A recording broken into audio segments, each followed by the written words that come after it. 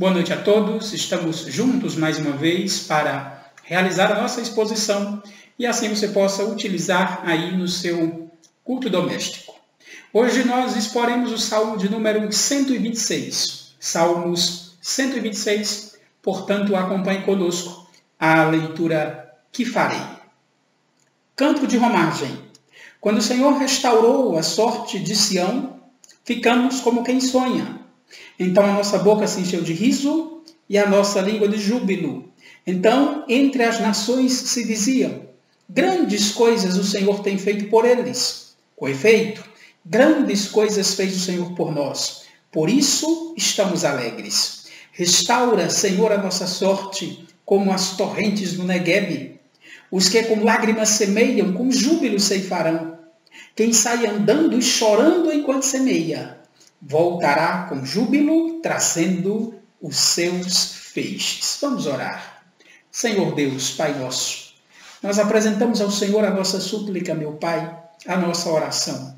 Nós te pedimos que o Senhor nos dê a graça de crer e nos conceda a capacidade para compreender. Aplica, Senhor, a tua palavra ao coração do teu povo. Abre os nossos olhos espirituais para contemplar as maravilhas da tua lei. Fala com a tua igreja que nos ouve nesta noite. É em Cristo que nós te oramos. Amém. Queridos, este é o 7º Salmo de romagem de um total de 15, que abrangem os salmos de 120 a 134, como bem sabemos. E a verdade é que não sabemos quem escreveu este salmo e também não podemos provar quando ele foi escrito. Embora a maioria dos estudiosos entendam que esse salmo foi escrito depois que o povo voltou do cativeiro babilônico. E em referência a isso, Alan Herman nos diz que não pode haver dúvida que a experiência do exílio foi algo amargo para o povo hebreu. Mas ele completa dizendo que a restauração à pátria trouxe alegria. A pergunta é, por que a grande maioria dos estudiosos entendem que este salmo foi escrito depois que o povo voltou do cativeiro babilônico? É fácil explicar, porque o verbo traduzido por restaurou e restaura, respectivamente nos versos 1 e 4, é o mesmo verbo usado por Esdras no seu livro, no capítulo 2, no verso 1, e também no livro de Neemias, no capítulo 7, no verso 6, para descrever o retorno do povo hebreu do cativeiro babilônico. De maneira que Calvino traduz, quando o Senhor restaurou a sorte de Sião, no verso 1, por quando o Senhor trouxe do cativeiro a Sião. Quando o Senhor trouxe de volta do cativeiro a Sião. E preciso dizer que esta é basicamente a mesma tradução da versão Almeida, revista e corrigida, e também basicamente a mesma tradução da NVI, da nova versão internacional. E ainda a fins introdutórios, precisamos dizer que este salmo se divide em 3 partes. Na primeira parte, o salmista exorta os fiéis a reconhecerem a graça de Deus e a alegrarem-se nas bênçãos passadas. Isso nos é mostrado nos versos de 1 a 3. A segunda parte, o salmista faz uma oração a Deus, suplicando que o Senhor conclua a obra de restauração que ele mesmo iniciou. Isso nos é mostrado no verso 4. E no final, na terceira parte, o salmista exorta os fiéis a olharem para o futuro, pois as lágrimas do presente dariam lugar à alegria futura. Vemos isso nos versos 5 e 6. Perceba como o Salmo nos mostra a olhar para o passado e nos alegrar nas bênçãos passadas, nas bênçãos que Deus nos concedeu em Cristo. A no presente buscar o socorro do Senhor em oração. E no futuro olhar com esperança, olhar para esperançoso para a alegria na volta do nosso Senhor Jesus Cristo. Portanto, tendo isso posto, exporemos esse salmo à luz do seguinte tema. Ouça bem. O Senhor é a fonte da nossa alegria. O Senhor é a fonte da nossa alegria. Queridos, o Senhor é a fonte da nossa alegria, primeiro, porque Ele restaura o seu povo de maneira milagrosa. Vemos isso nos versos de 1 a 3, mas eu quero que você dê uma olhada primeiro apenas no verso 1. Olhe para a sua Bíblia, olhe para o verso de número 1. O salmista diz: quando o Senhor restaurou a sorte de Sião, ficamos como quem sonha. Veja só, se entendermos que esse salmo foi escrito depois que o povo voltou do cativeiro babilônico, como parece ser o caso, logicamente aqui o salmista está olhando para o passado. Ele diz quando o Senhor restaurou a sorte de Sião. Certamente, queridos, ele está relembrando os dias nos quais Ciro assinou o decreto permitindo ao povo judeu que voltasse. Quando Ciro assinou o decreto permitindo que eles regressassem à terra de Canaã, conforme Esdras registra no seu capítulo 1. E veja como aqui ele faz questão de deixar claro, queridos, que os acontecimentos próprios daqueles dias, a saber, o decreto real que os permitia voltar à terra de Canaã, era uma obra de Deus e não de Ciro. Isto é deveras importante. Isso é deveras importante, queridos, porque mostra que o povo de Deus sempre confiou na provisão de Deus e não no favor dos homens.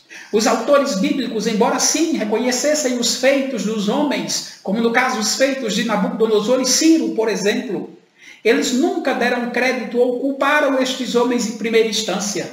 Entenda o que quero dizer. A Bíblia sempre mostrou que o destino do povo de Deus está nas mãos de Deus. Quando Nabucodonosor os levou para o cativeiro, não foi porque eles tinham maiores forças militares, não. Nabucodonosor os levou para o cativeiro e eles entenderam isso como disciplina do Senhor, por causa dos seus pecados. Agora, quando Ciro escreve o decreto que os permite voltar, eles enxergam isso não como um fruto da bondade de Ciro propriamente dita, mas como a mão de Deus agindo em favor do seu povo. Como Deus cumprindo a promessa feita através dos profetas e em especial ao profeta Jeremias, que havia profetizado que o cativeiro duraria 70 anos. Agora, eu peço que você pense na reação daquele povo. Pense na reação daquele povo, queridos, que estava no cativeiro, vivendo longe da sua pátria há 70 anos. Imagine a reação deles quando eles ouviram a notícia que agora podiam voltar à sua terra. A reação deles nos é descrita no verso 1. Olhe para a sua Bíblia. Ficamos como quem sonha, diz o salmista. Era inacreditável. Era bom demais para ser verdade. Era um sonho. Como diz Spurgeon, eles não podiam crer que fosse verdade. Entenda o contexto. Eles já eram escravos por cerca de 70 anos. Muitos que foram para o cativeiro já estavam mortos. Outros já eram muito idosos. Aqueles que foram para o cativeiro e que ainda estavam vivos já tinham mais de 70 anos, já eram muito idosos. A grande maioria dos hebreus daquele tempo nasceu no cativeiro babilônico durante esse período de 70 anos. Então muitos deles não conheciam a terra da promessa, não conheciam Jerusalém, só ouviam falar pelos seus pais e pelos seus avós. Agora todos eles têm a oportunidade de voltar à terra. Era como um sonho, era bom demais para ser verdade. Durante longos anos de espera, eles estavam sonhando com esse dia, com um dia que pudessem voltar para a sua casa. E agora, este sonho havia se realizado.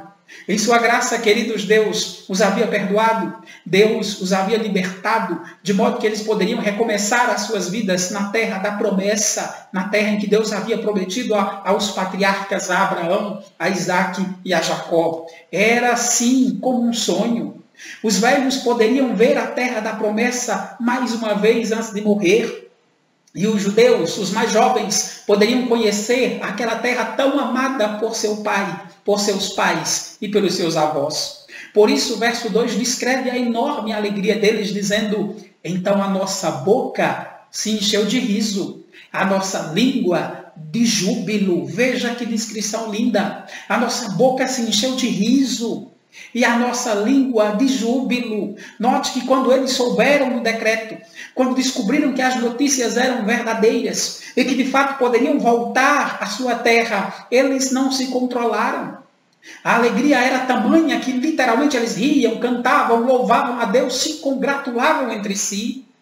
D.L. Moody nos diz que havia risos e cânticos, como no dia da vitória, quando o edito de Ciro tornou-se conhecido. Queridos, a alegria deles era tamanha que os outros cativos, os cativos de outras nações que estavam na Babilônia, reconheceram isso. Lembre-se que os caldeus não conquistaram só os judeus. Eles conquistaram boa parte do mundo conhecido da sua época. Então os cativos de outros lugares, ao verem a alegria dos judeus, ao verem a felicidade deles, só poderiam dizer o que está no verso 2. Grandes coisas o Senhor tem feito por eles. Ou seja, as outras nações que estavam no cativeiro, que eram também escravos, percebendo a alegria dos judeus, diziam realmente, o Deus deles tem feito grandes coisas por eles. Então eles próprios testemunham no verso 3. Olhe para a sua Bíblia. Com efeito, grandes coisas fez o Senhor por nós. Por isso estamos alegres. Por que eles estavam alegres? Porque grandes coisas fez o Senhor por eles. A fonte da alegria deles, queridos, é a obra de Deus na vida deles. A fonte da alegria deles era a graça do Senhor para com eles. Ou seja, com a sua própria experiência pessoal, eles alegram-se nos feitos do Senhor. E por isso, queridos, eles confirmam aos gentios que a graça do Senhor era o que produzia alegria nos seus corações. Queridos, que lição aprendemos aqui? Que lição tiramos para as nossas vidas nesses 3 primeiros versos? E pelo menos 2 coisas se destacam. Primeiro é que precisamos enxergar a providência de Deus.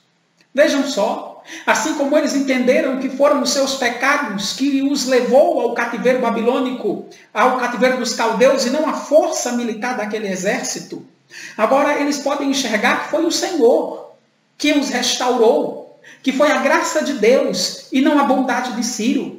Esta, irmãos, infelizmente é uma dificuldade de muitos cristãos nos nossos dias. Muitos não conseguem enxergar que suas vidas estão completamente nas mãos de Deus. Embora diga que creiam na providência, na prática, boa parte dos cristãos não entendem que cada detalhe da sua vida está debaixo da autoridade do nosso Senhor. Como bem disse o nosso Senhor Jesus Cristo, até os cabelos da nossa cabeça estão todos contados. Está lá em Lucas 12, no verso 7. Precisamos reconhecer isso, queridos. Precisamos reconhecer que Deus está no controle da nossa vida. Que o Senhor está no controle de cada parte dela e de cada detalhe. Cada vitória é fruto da bênção de Deus e não dos nossos méritos. Cada derrota e sofrimento, queridos, está debaixo da providência do Senhor. E o Senhor, na sua graça, certamente usa essas circunstâncias para aperfeiçoar o nosso caráter, para nos santificar, para nos ensinar a depender dele. Esta é a primeira lição. Precisamos enxergar a providência de Deus nas nossas vidas, louvar a Deus com ela, por ela e aprender com ela. A segunda grande lição que aprendemos aqui é que precisamos nos alegrar nas bênçãos de Deus. Veja, o salmista diz: a nossa boca se encheu de riso e a nossa língua de júbilo. E sabe qual foi o resultado? Esta alegria deles, queridos, serviu de porta de entrada para a evangelização. Os cativos, vendo a alegria daquele povo, só podiam dizer: grandes coisas o Senhor tem feito por eles. Queridos, isto é muito sério. Precisamos nos alegrar em Deus. Precisamos olhar para tudo que o Senhor já fez por nós e nos alegrar e sermos gratos. Precisamos olhar para a obra de Cristo e encher o nosso coração de regozijo. Infelizmente, e digo com pesar no coração, este é o outro problema dos nossos dias.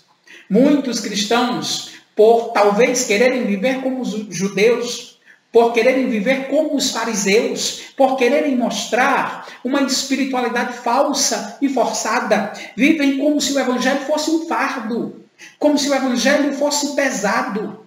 Muitos cristãos, infelizmente, vivem como se o evangelho fosse uma lista do que se pode fazer e do que não se pode fazer. E por isso vivem uma vida sem alegria no Senhor, de reclamações, de murmurações. E, consequentemente, o evangelho que oferecem não é o verdadeiro evangelho, mas um evangelho adulterado, com regra e mais regra, preceito e mais preceito. Como diz o profeta Isaías, condenando a religiosidade da sua época. O profeta condena a religiosidade do seu povo. Em Isaías 28:10 ele diz o seguinte, ouça bem, porque é preceito sobre preceito. É preceito e mais preceito. Regra e mais regra um pouco aqui e um pouco ali, diz o profeta Isaías. E como os líderes religiosos, queridos, tinham distorcido a palavra de Deus a esse ponto, o próprio Senhor usou isso para os punir, para os cobrir, os cobrar, os disciplinar. Em Isaías 28:13, a palavra do Senhor diz o seguinte: assim, pois, a palavra do Senhor lhes será preceito sobre preceito, preceito e mais preceito, regra sobre regra, regra e mais regra, um pouco aqui e um pouco ali. E no final deste verso, Isaías 28:13, o profeta diz o motivo para tanto preceito e tanta regra, para que vão e caiam para trás, e se quebrantem, e se enlacem, e sejam presos. Infelizmente, queridos, hoje não é diferente. Muitos, ao invés de oferecerem liberdade em Cristo, oferecem escravidão à lei. Por isso, a sua pregação não oferece verdadeira esperança para os perdidos. Queridos, como crentes, somos salvos pela graça. Nossa salvação depende da obra de Cristo e não da nossa obra. Não apenas desfrutamos do alívio no Senhor, mas devemos oferecer esse alívio, esta graça, a graça em Cristo. Quando cremos que somos salvos pela graça, quando cremos que a nossa salvação depende de Deus e não do nosso esforço, vivemos felizes, vivemos alegres, vivemos gratos e somos capazes de demonstrar como o Evangelho é magnífico aos perdidos, como o Evangelho oferece esperança de libertação. Precisamos recuperar isso, alegria da salvação e gratidão em saber que a salvação depende de Deus e não de nós. O Senhor é a fonte da nossa alegria, queridos, e por isso, em segundo lugar, precisamos buscar nele o socorro e a restauração. Olhe para a sua Bíblia, olhe para o verso 4. Veja o que diz o salmista: restaura, Senhor, a nossa sorte como as torrentes no Negueb. Ao ler esse verso, uma pergunta precisa vir na sua mente. Ora, o que aconteceu? Veja só, o salmista diz quando o Senhor restaurou a sorte de Sião, no verso 1. Mas agora ele pede: restaura, Senhor, a nossa sorte. Ora, mas o Senhor não tinha restaurado? Então, o que aconteceu para o profeta pedir novamente restauração? Entenda a situação. Ao receberem o decreto de Ciro, que podiam voltar para a sua terra, eles sim ficaram como quem sonha. Eles se alegraram, festejaram, comemoraram. Mas esses dias já estavam no passado. Chegou o tempo de voltar. E primeiramente se notou que apenas uns poucos decidiram voltar. Cerca de 50 mil judeus apenas voltaram do cativeiro. E ainda não voltaram todos de uma vez. Apesar de um bom número ter voltado logo que o decreto foi aprovado por Ciro, conforme Esdras nos diz no capítulo 1, uma segunda parte só voltou no período de Dario, como Esdras nos diz no capítulo 6. E ainda uma terceira parte, queridos, só voltou na época de Neemias, no período de Artaxerxes, como Esdras capítulo 7 e 8 nos diz. Por isso, Calvino nos diz que a segunda parte do Salmo, esse verso 4 aqui, contém uma oração para que Deus ajunte o restante dos cativos. E neste sentido, a tradução da Bíblia na versão Almeida, revista e corrigida, é pertinente. A versão Almeida, revista e corrigida, traduz o verso 4 da seguinte forma. Ouça bem: faz-nos regressar outra vez do cativeiro, Senhor, como as correntes do sul. E é verdade, alguns não puderam voltar, porque, como disse, já eram muito idosos. Os que foram para o cativeiro, se estivessem vivos, duraram 70 anos só no cativeiro. Então, alguns não puderam voltar porque já eram muito idosos e não teriam condições de suportar uma viagem de mais de 1000 quilômetros entre a Babilônia e Jerusalém. Há quem diga, queridos, que nas estradas da época a distância chegava a 1500 quilômetros. É mais ou menos a mesma distância de Porto Alegre, no Rio Grande do Sul, para o Rio de Janeiro. Naquela época, essa viagem da Babilônia para Jerusalém, esses 1500 quilômetros demorariam 4 meses de viagem. Isso porque os seus transportes eram jumentos, mulas e camelos. Alguns, sim, evidentemente, já eram muito idosos. e não tinham saúde para fazer uma viagem deste tamanho, nessas condições, mas outros não quiseram ir. Tinham saúde e idade para ir, principalmente os que nasceram no cativeiro, mas muitos não quiseram ir. Muitos se tornaram comerciantes, banqueiros e empreendedores no Império Medo-Persa. Muitos não conheciam Jerusalém, só ouviam as histórias, e sua pátria basicamente era ali, a Pérsia, o Império Medo-Persa. Muitos estavam acostumados e bem acomodados e não desejaram voltar. Por isso, o número dos que voltaram foram tão poucos, em cerca de 50 mil. Sem falar que aqueles que voltaram, aqueles que decidiram voltar quando chegaram à Terra Prometida, ainda tiveram que reconstruir a cidade, reconstruir o templo, realizar suas colheitas e pagar impostos ao Império Medo-Persa. E ainda tiveram que lidar com a opressão dos seus vizinhos, principalmente os samaritanos e os armonitas, que fizeram tramas, intrigas e fofocas, porque não queriam ver Jerusalém reedificada. Queridos, é só você ler o livro de Esdras e Neemias para ter uma ideia do tamanho dos obstáculos que enfrentaram aqueles que voltaram do cativeiro.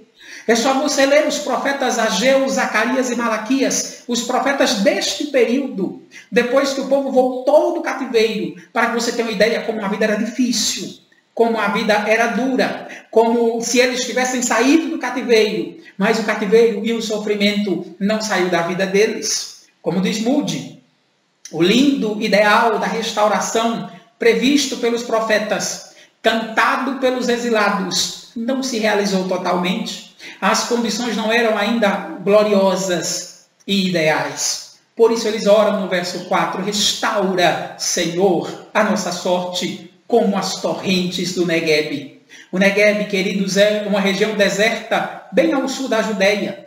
Mas quando choviam nas montanhas, as correntezas desciam repentinamente por essa área e as enchentes inundavam tudo. Pouco tempo depois o verde brotava novamente e havia vida naquela região. É isto que eles pedem, que o Senhor de forma repentina e inesperada derrame a sua bênção sobre a vida deles e os abençoe. Que o Senhor, na sua graça, traga o resto dos cativos de volta e que o Senhor mude as condições que eles têm enfrentado. Note, queridos, que é um pedido pela ação graciosa e soberana de Deus, para que o Senhor os traga de volta, para que o Senhor traga união, vida, paz e prosperidade sobre a vida deles. Queridos, o que aprendemos aqui? Que lição tiramos para as nossas vidas nesse verso 4? Veja, atente bem, a vida do povo de Deus aqui nessa terra não é um mar de rosas. A vida do povo de Deus não é um conto de fadas, não é um sonho, não é uma fábula. A vida do povo de Deus, queridos, não é um livro de romance. É preciso acordar para a realidade, irmãos. A vida do povo de Deus é eivada de sofrimentos, de lutas, de desafios e de sabores. Perceba, para os que desejaram adorar a Deus e responderam ao desafio de voltar a Jerusalém, tiveram que renunciar muitas coisas.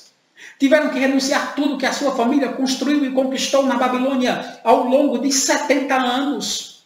Por isso, muitos não quiseram vir.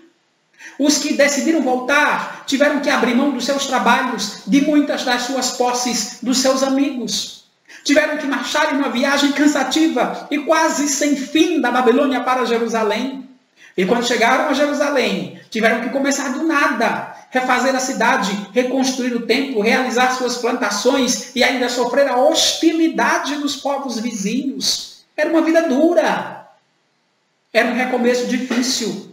Mas ao fazer isso, eles estavam voltando não só para uma terra, mas estavam voltando para o Senhor. Como não se lembrar das palavras de Jesus Cristo em Mateus 16, 24? Se alguém quer vir após mim, a si mesmo se negue, tome a sua cruz e siga-me. Queridos, que lição magnífica! Quando pela graça de Deus somos tocados pelo convite do Senhor no Evangelho, quando cremos na palavra e pela fé decidimos voltar para o Senhor, nós enfrentaremos um recomeço duro e difícil. Nós também éramos como aqueles judeus que nasceram no cativeiro babilônico. Nós também não vimos a Jerusalém celestial. Também não vimos os novos céus e a nova terra, mas recebemos também as boas novas do Evangelho, que nos diz que em Cristo podemos voltar para casa, podemos voltar para a herança, podemos voltar para o novo Éden, podemos voltar para os braços do Senhor. Aqueles que ouvem e pela graça creem no convite do Evangelho e voltam-se para o Senhor, têm sim uma vida dura, têm sim um recomeço difícil, porque tem que renunciar muitas coisas e ainda tem que sofrer os ataques dos inimigos da igreja. Mas mesmo nesse contexto, queridos, podemos e devemos pedir ao Senhor restauração. Sempre podemos pedir ao Senhor que nos restaure, que derrame sobre nós da sua graça, que nos dê força para suportar os sofrimentos. Sempre podemos pedir ao Senhor que mude a nossa situação e haja a nosso favor.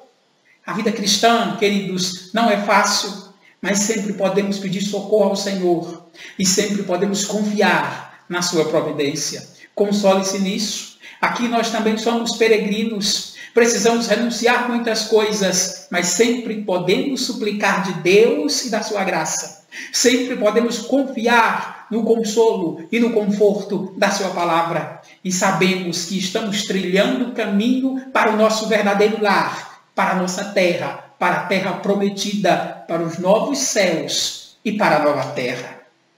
O Senhor é a fonte da alegria do seu povo, queridos. E em terceiro lugar, por isso podemos ter certeza da alegria eterna. Olhe para a sua Bíblia, olhe para os versos 5 e 6.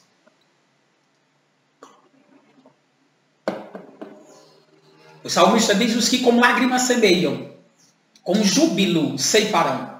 Quem sai andando e chorando enquanto semeia, voltará com júbilo, trazendo os seus feixes. Note, queridos, que o profeta usa uma metáfora para descrever o tempo do exílio e o tempo da restauração.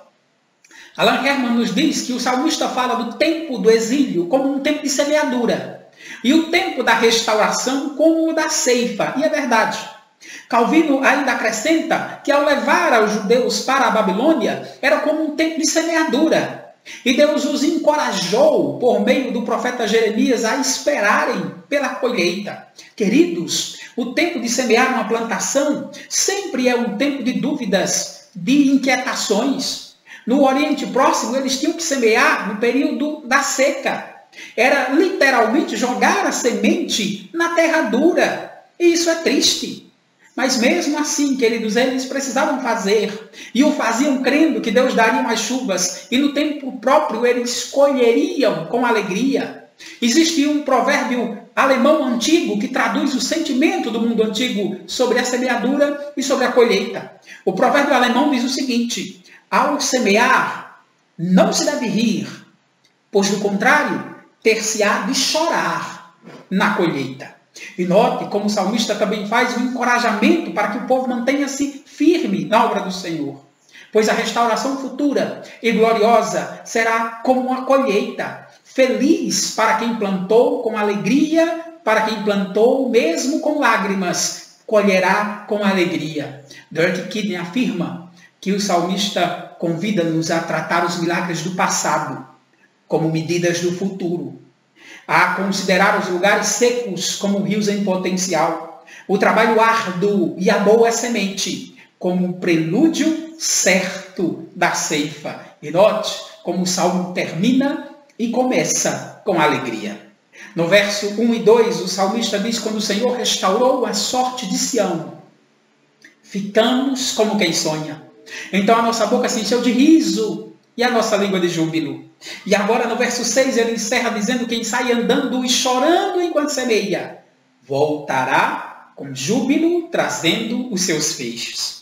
O salmista começa com alegria pela restauração passada e termina com alegria pela certeza da restauração futura. É assim que precisamos viver, com alegria pelo que Cristo fez por nós, com alegria na certeza que um dia teremos comunhão com Cristo de forma perfeita e plena quando o Senhor retornar. Queridos, que mais aplicações podemos trazer para as nossas vidas? Que outras lições podemos tirar desse texto? Primeiro, eu quero que você pense no que é dito nos versos finais do Salmo. nos versos 5 e 6. Os que com lágrimas semeiam, com júbilo ceifarão. Quem sai andando e chorando enquanto semeia, voltará com júbilo, trazendo os seus feixes. Como falamos, queridos, a vida cristã é dura, é difícil. Mas o Senhor nos encoraja a continuar firmes, fazendo a sua obra, mesmo que em meio a lágrimas e sofrimentos. Até porque Tiago nos adverte que a fé sem obras é morta, no capítulo 2, do verso 26. Portanto, depois de termos louvado a Deus, depois de orar ao Senhor pedindo socorro e restauração, é preciso arregaçar as mangas, pois servir ao Senhor é uma bênção, é um privilégio. Veja só, nas Escrituras, queridos, as pessoas que Deus comissionou para tarefas específicas estavam ocupadas quando o Senhor chamou. Moisés cuidava das ovelhas do seu sogro, quando ouviu o Senhor no episódio da sarça ardente. Gideão debulhava um trigo, quando o anjo lhe chamou. Davi cuidava do rebanho das ovelhas do seu pai, quando o profeta Samuel mandou chamá-lo para ungir o rei. Neemias servia o rei, quando recebeu permissão para ir a Jerusalém. Pedro, André, Tiago e João estavam pescando quando o Senhor chamou. E Mateus estava na coletoria, cobrando impostos. E a verdade é que todos eles deixaram tudo ao ouvir a voz do Senhor, para servir a vontade do Senhor. Queridos, Deus cumpre suas promessas, e isso deve nos encorajar a obedecer. Pense na metáfora da semeadura e da colheita. Os grãos que os lavradores semeavam muitas vezes eram juntos ou usados para a alimentação do povo. Os grãos que eles usavam eram tirados daqueles que eles faziam os pães. E, portanto, não é de se surpreender que eles chorassem enquanto trabalhavam, jogando os grãos naquela terra dura e seca, porque sabiam que se a chuva não viesse, eles perderiam aqueles grãos. Eles precisavam ter fé para plantar. Pois o lavrador plantava porque confiava que o Senhor mandaria chuvas para multiplicar os grãos, de modo que houvesse uma colheita abundante e suficiente, não só para sustentar a família naquele ano, mas também para guardar sementes para plantar na lavoura do ano seguinte. E nós sabemos, queridos, que na sua palavra Deus promete sustentar o seu povo. Nos encoraja dizendo que no Senhor o nosso trabalho não é vão. Mas não se enganem. Não podemos esperar colher sem antes semear. Por isso, mesmo em meio às lágrimas, mesmo em meio a sofrimentos, mesmo em meio às lutas dessa vida, devemos semear a semente do Evangelho, sofrer por Cristo e esperar com paciência, pois, como bem disse o apóstolo Paulo em Gálatas 6:9, porque a seu tempo ceifaremos, se não desfalecermos. Portanto, faça o bem. Pregue a palavra de Deus. Este é o maior bem que você pode apresentar a um pecador. Pregue a palavra de Cristo. Jogue a semente do Evangelho. Sofra por ela se preciso for. Mas confie no Senhor, porque nele colheremos os frutos do nosso trabalho. Em Cristo o Senhor dará a sua graça e a sua bênção. Tem outra aplicação que precisamos fazer. Veja que a vida do povo de Deus é uma vida de constantes recomeços e restaurações. O salmista diz: quando o Senhor restaurou a sorte de Sião, ficamos como quem sonha. No verso 4, restaura, Senhor, a nossa sorte. Assim é a nossa vida, queridos. É uma vida de recomeços, de pedidos de restauração. O Senhor nos perdoa, nós nos alegramos, pecamos de novo, pedimos perdão mais uma vez ao Senhor. Assim é a vida do povo de Deus, irmãos. É uma vida de recomeços no Senhor. Veja a história de Israel.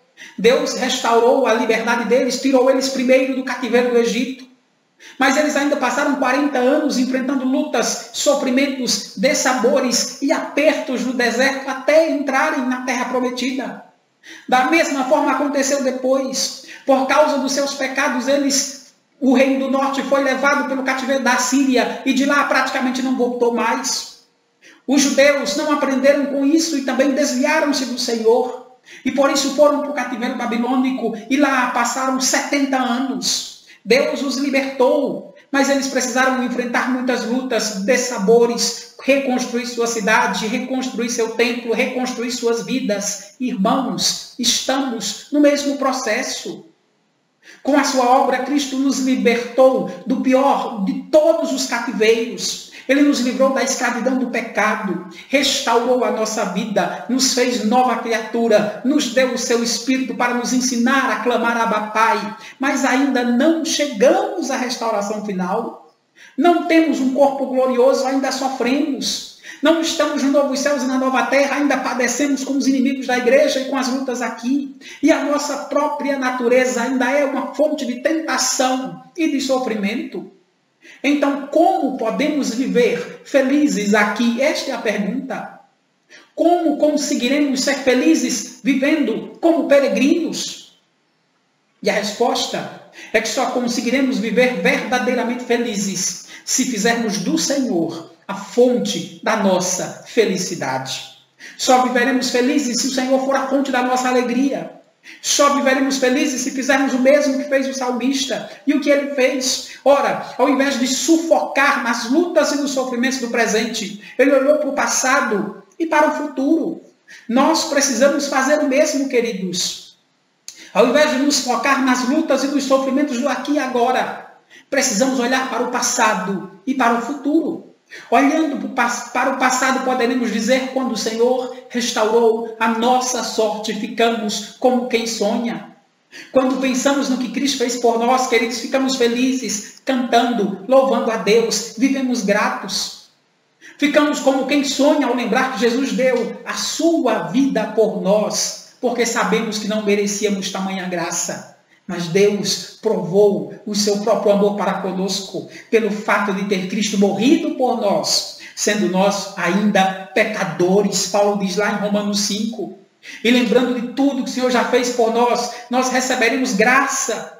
Graça para lançar a nossa semente, a semente do Evangelho no mundo. Graça para confiar na providência do Senhor. Graça para pedir socorro e restauração a Ele, sabendo que no final colheremos em Cristo a vida eterna. Por isso mesmo, no sofrimento aqui, lembro do que Cristo fez por nós, pela igreja, pelo seu povo.